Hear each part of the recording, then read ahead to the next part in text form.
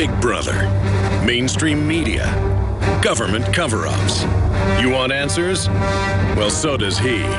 He's Alex Jones on the GCN Radio Network. And now, live from Austin, Texas, Alex Jones.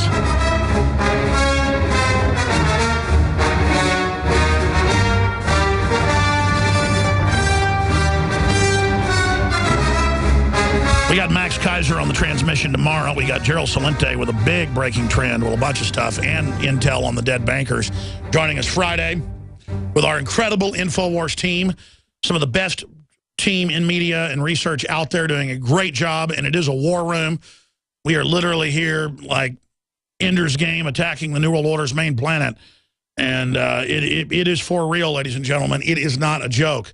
By the way, an excellent report by our own Jakari Jackson. Jakari is just a great reporter.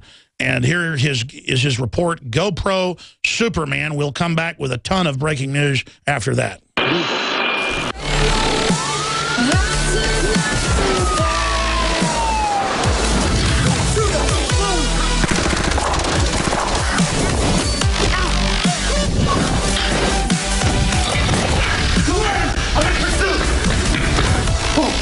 Superman? It's an honor! Looks pretty cool, doesn't it? The things we can do with modern technology, such as the drone that made that viral YouTube video. But just like much of our modern technologies, drones are ripe for abuse.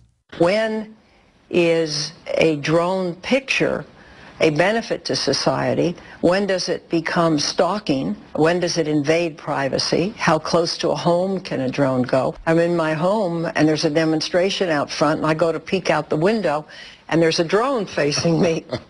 Well, whoever was running it turned it around quickly and it crashed. I'm not sure why anyone would want to peek in the window of Senator Feinstein, but regardless, I'm glad the senator is at least speaking out about the issue of privacy. She had previously said that it's okay to spy on U.S. citizens and may now be rethinking her choice of words.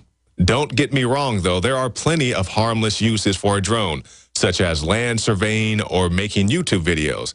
But when does that become a violation of someone's privacy? For example, is it an illegal search and seizure if police fly a drone over someone's property? The mayor of Seattle seems to think so, but there are plenty of other cities that would disagree. Deputies can fly this 50-pound Shadowhawk unmanned helicopter. A powerful camera on the front is controlled with this game-like console, and the manufacturer says this one's even designed to carry weapons. You have a stun baton where you can actually engage somebody at altitude with the aircraft, and a stun baton would essentially disable a suspect. If one of these things, quote, malfunctions and hits an unintended target, who, if anyone, will be held accountable? Not to mention the weirdos who use drones as high-tech peeping toms. And now for the two big words. Predator drones. You will never see it coming. We've seen how inaccurate lethal drones have been overseas. They've even killed U.S. citizens.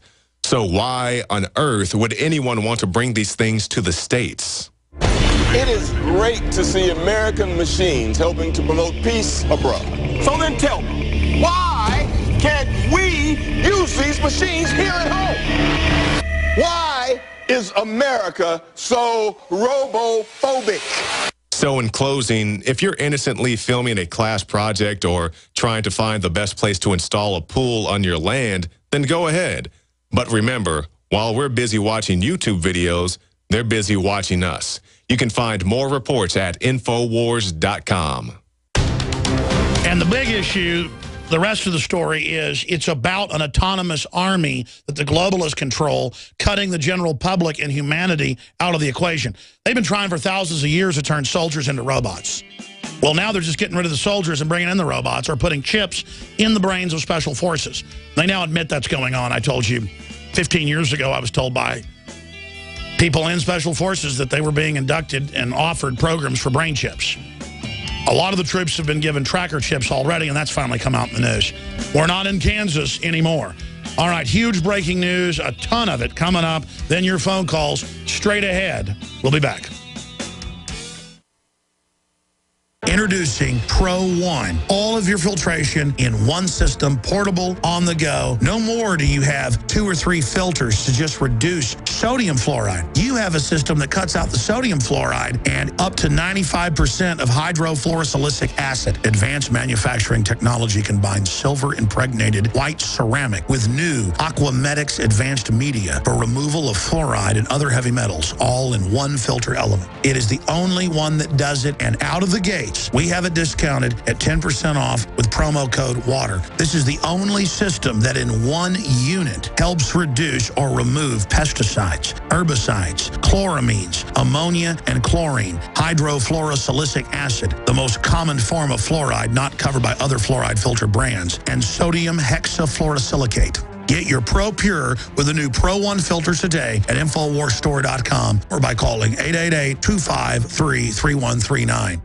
The facts are in. The studies are legion. Sodium fluoride and other toxic members of the fluoride family are devastating the health and cognitive ability of the American people. So why are the social engineers adding it to the water? Simple. Dumb down the host population that the parasitic technocracy is feeding on. We may not have been able to get fluoride out of the water supply yet, but we can help to get it out of our bodies. I am extremely excited to announce the exclusive InfoWars Life Fluoride Shield formulation, fusing 6 of the best documented ingredients from around the world to help the body remove not just toxic fluoride residues from the body, but a whole host of toxic substances. Let's take a stand against the globalists by blocking their poisons with Fluoride Shield. I use Fluoride Shield every day. Secure your Fluoride Shield and other pioneering formulations at InfoWarsLife.com today. Let's start cleansing our bodies now and support the InfoWar at the same time. That's InfoWarsLife.com. My friends, Alex Jones here to tell you about some of the most important information concerning you and your family's health. Radiation levels have more than doubled in the last 60 years in the Northern Hemisphere from all of the nuclear testing and radiological accidents. Radioactive contamination is now in most of the food supply. There's only 2 ways to avoid this. Move south of the equator or properly protect your thyroid with Nascent Iodine. Looking to protect my family, I've done deep research. Nascent Iodine is the purest, cleanest, absolute best form of iodine to protect yourself and your family. It's made right here in the USA, completely non-GMO. I searched out the best quality and now have developed a double-strength form of Nascent Iodine, exclusively available at InfoWarsLife.com. Nascent Iodine is on record as one of the only safe ways to detox from fluoride poisoning. Survival Shield Nascent Iodine. Secure your super high-quality Nascent Iodine today at InfoWarsLife.com. That's InfoWarsLife.com.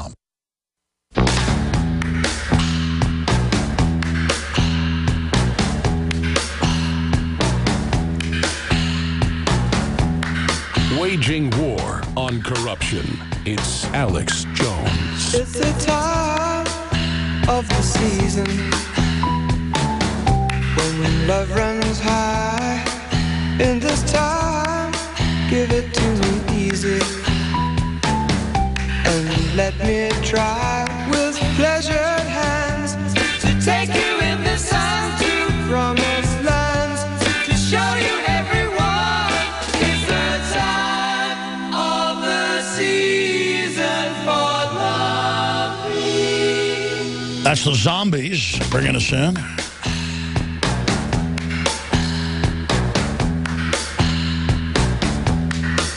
What's your name? Who's your daddy? Who's your daddy? Is he rich like me? In military rout, Russia seizes 51 Ukrainian ships in Crimea. This is an escalation by the Russians. So far, they've been grabbing their own bases.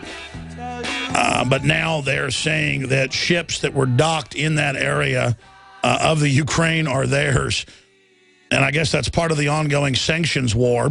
Russian citizens are now boycotting U.S. companies and EU companies in their own boycott. This is only going to hurt the people on both sides.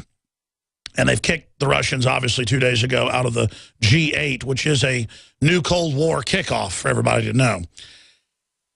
In its invasion and annexation of Crimea, now Crimea voted, just like Scotland just did, to join Russia. I'm just putting the facts out there, folks. But this is the Kiev Post, so it's from their perspective. In its invasion and annexation of Crimea, Russia has seized 51 vessels belonging to the Ukrainian Navy, according to information compiled by Dmitry Tomachuk, director of the Center for Military and Political Research in Kiev. Among the Ukrainian vessels reportedly captured by the Russians are the submarines, management ship, landing ship, and a whole bunch of other smaller ships. Ukraine only has enough gas for a month, Zero Hedge reports via RBC Ukraine. Stocks of petroleum products in Ukraine will last 28-29 days, said at today's press conference the Minister of Energy and Coal Industry. Speaking on the situation with oil, then ensure there is a quiet, stable. That's quoted from them, so it sounds like babble. Translated into into English. Suddenly it's not English, it's Egypt. Today, oil reserves will last 28-29 days, he said. At the same time, the minister noted the significant risk reduction in the supply and rising gas prices. As of March 25th, 2014, in Ukraine, underground gas storage facilities located only had 7 billion cubic meters of gas, which sounds like a lot, but it's not. And again, this is translated from Ukrainian, folks. That's why it sounds like I'm reading this wrong. So I keep backing up thinking I'm reading it wrong, but it's just translated into English, so it doesn't sound right. Up there can be about 2 billion is not the quantity that scares experts. It would be possible to hold only a week. It all depends on what kind of regime will be, whether we can take 20 million cubic meters of gas to reserve, and so on. We have come to a planet to eat your women and children. I can tell that was computer translated. Wow. Ukrainian court bans Russian TV broadcast. The majority of Ukrainian providers have stopped broadcasting 4 main Russian TV channels in a move that Russian Foreign Minister calls a violation of international obligations and an attack on media freedom. It certainly can be considered only in terms of an attack on democratic freedoms and a violation of international obligations by Ukraine, the ministry's commissioner on human rights told RIA Novostat. And it goes on from there. So there is some of the news on that front. Another article out of the New Eastern Outlook, linking through to Reuters and others, deals with the recent attacks by Turkish Air Force on targets over the Syrian border to back up the terror groups they've been training in Turkey to infiltrate into the country. Backing al-Qaeda, tensions have risen once again along the Syrian-Turkish border as Turkey downs a Syrian warplane and terrorists backed by Turkish troops stormed across the border and down Syria's western coast into the province. Turkey's renewed vigor appears to be part of a result of pressure placed on Turkey's prime minister by U.S.-backed mobs who have been taking to the streets for 4 months seeking his ouster. Citing Reuters and AFP, RT's article, Turkey downs Syrian jet near border for airspace violation. And it just goes on that they were trying to stop planes giving air support to Syrian forces. And again, I'm not rooting for the Syrian forces, but I am. I mean, they didn't attack anybody. They didn't start the war 3 years ago. Our degenerate, evil, banker-run government has been openly, on record, funding al-Qaeda as the main force to blow up churches, kill people en masse. It is a serious war crime.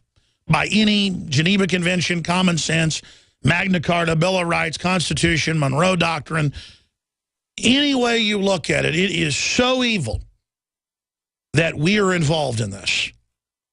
It is the absolute final signpost on a bankrupt, morally evil, completely amoral, out of control military policy of the globalists that run this country and are using our military and our lives and our money to carry out this type of evil garbage. And I got to say, I commend our military, from the grassroots enlisted to the non-commissioned to the officers, right to the top.